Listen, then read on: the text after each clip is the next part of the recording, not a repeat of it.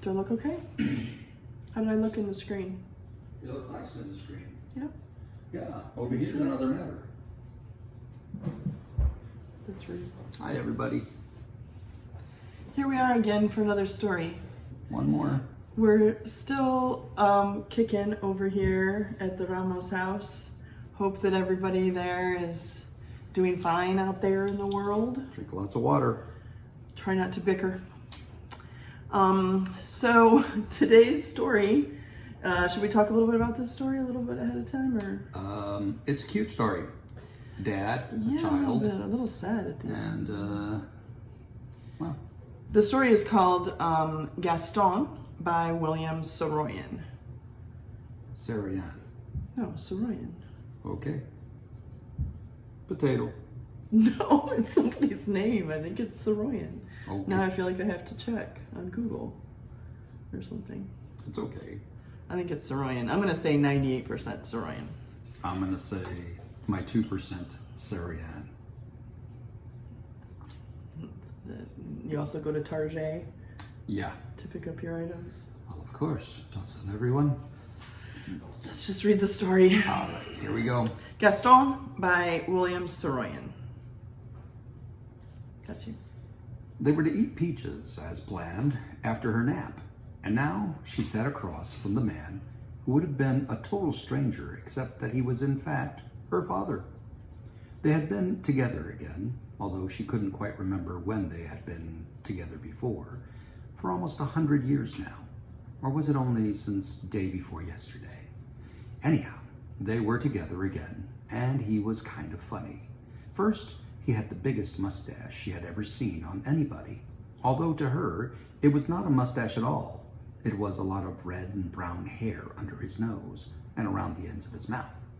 Second, he wore a blue and white striped jersey instead of a shirt and tie, and no coat. His arms were covered with the same hair, only it was a little lighter and thinner. He wore blue slacks, but no shoes and socks. He was barefoot, and so was she, of course. When he was at home,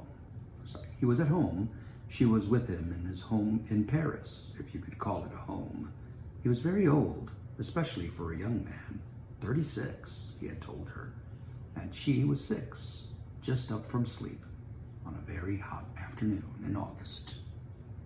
That morning, on a little walk in the neighborhood, she had seen peaches in a box outside a small store, and she had stopped to look at them. So he had bought a kilo. Now the peaches were on a large plate on the card table at which they sat. There were 7 of them, but one of them was flawed. It looked as good as the others, almost the size of a tennis ball, nice red fading to light green, but where the stem had been, there was now a break that went straight down into the heart of the seed. He placed the biggest and best-looking peach on the small plate in front of the girl, and then took the flawed peach and began to remove the skin.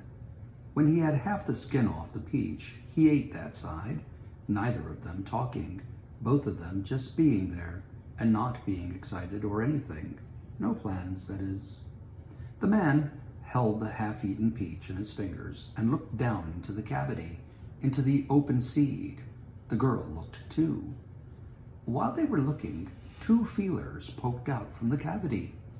They were attached to a kind of brown knob head, which followed the feelers, and then 2 large legs took a strong grip on the edge of the cavity and hoisted some of the rest of whatever it was out of the seed, and stopped there a moment, as if to look around. The man studied the seed dweller, and so of course did the girl. The creature paused only a fraction of a second, and then continued to come out of the seed, to walk down the eaten side of the peach to wherever it was going. The girl had never seen anything like it. A whole big thing made out of brown color, a knob head, feelers, and a great many legs. It was very active too, almost businesslike, you might say. The man placed the peach back on the plate. The creature moved off the peach into the surface of the white plate. There it came to a thoughtful stop. "Who is it?" said the girl. Gaston. "Where does he live?" Well, he used to live in this peach seed, but now that the peach has been harvested and sold, and I have eaten half of it, it looks as if he's out of a house and home. Aren't you going to squash him? No, of course not. Why should I? He's a bug. He's... Ugh! Not at all. He is Gaston, the Grand Boulevardier. Everybody hollers when a bug comes out of an apple, but you don't holler or anything. Of course not. How should we like it if someone hollered every time we came out of our house? Why would they? Precisely. So why should we holler at Gaston? He's not the same as us. Well, not exactly, but he's the same as a lot of other occupants of peach seeds. Now, the poor fellow hasn't got a home, and there he is with all that pure design and handsome form and nowhere to go.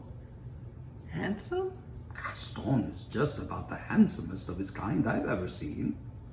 What's he saying? Well, he's a little confused now. Inside that house of his, he had everything in order. Bed here, porch there, and so forth. Show me. The man picked up the peach, leaving Gaston entirely alone on the white plate. He removed the peeling and ate the rest of the peach. Nobody else I know would do that, the girl said. They'd throw it away. I can't imagine why. It's a perfectly good peach. He opened the seed and placed the two sides not far from Gaston.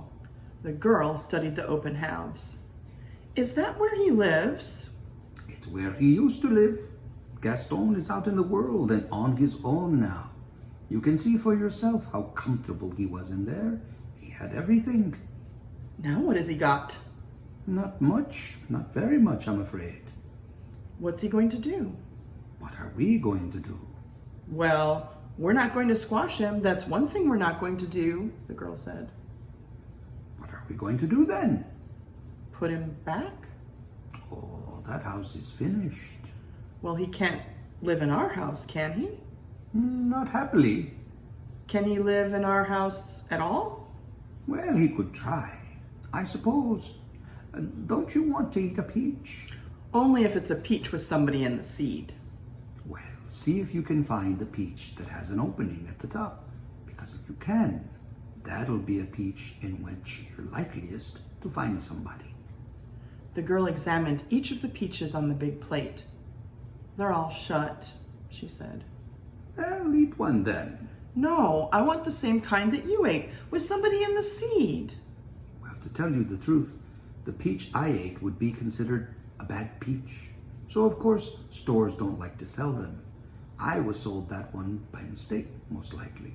And so now, Gaston is without a home, and we've got 6 perfect peaches to eat.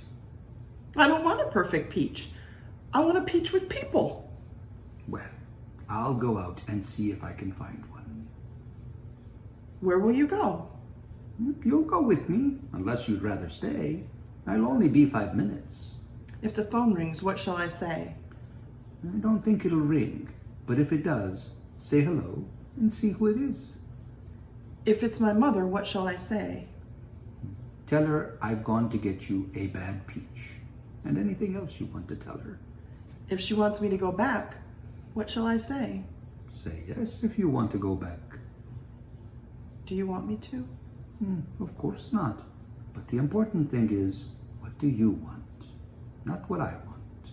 Why is that the important thing? Because I want you to be where you want to be. I want to be here.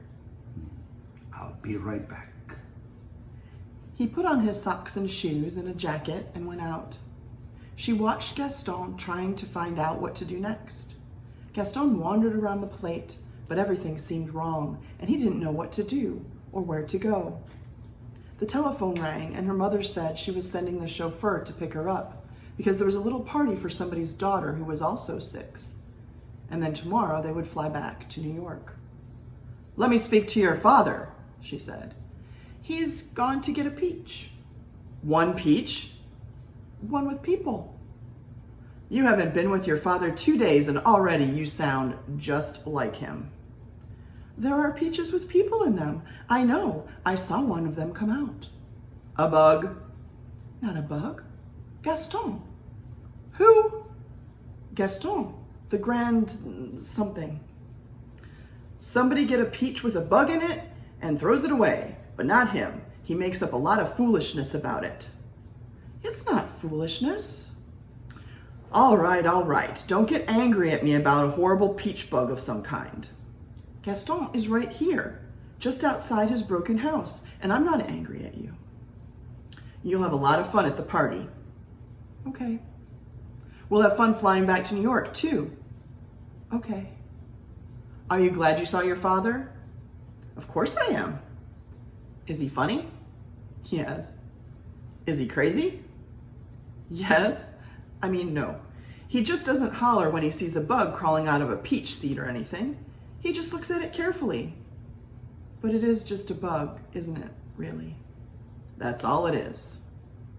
And we have to squash it? That's right. Can't wait to see you, darling. These 2 days have been like 2 years to me. Goodbye. The girl watched Gaston on the plate, and she actually didn't like him.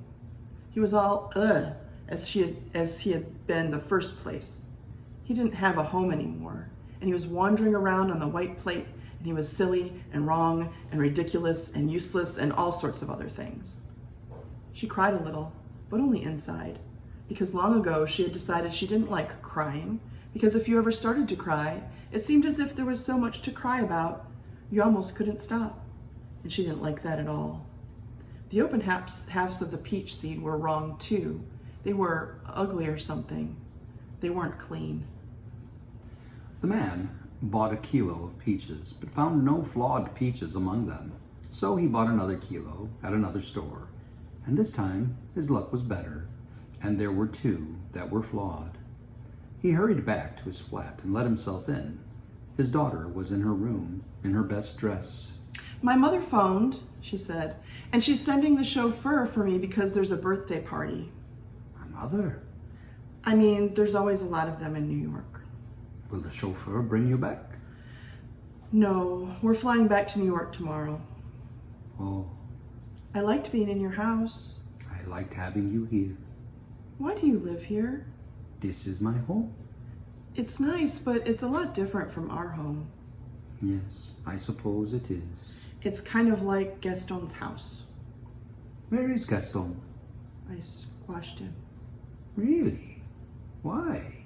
Everybody squashes bugs and worms. Oh, well, I found you a peach. I don't want a peach anymore. Okay. He got her dressed, and he was packing her stuff when the chauffeur arrived. He went down with the three flights of stairs with his daughter and the chauffeur, and in the street he was about to hug the girl when he decided he had better not. They shook hands instead, as if they were strangers. He watched the huge car drive off, and then he went around the corner where he took his coffee every morning, feeling a little, he thought, like Gaston on the white plate. The end. The end. Well, we hope you enjoyed story number 3. Tomorrow we'll post another one. Usually they post at noon. If you want to, you can subscribe and just get notified whenever there's a new one that comes up. I've been trying to post on the social medias and things when the new one's there, but our plan is to do one every day that posts at noon for y'all. So I hope you're enjoying them. Hope you liked it. All right. Until Eat some tomorrow. peaches. Bye.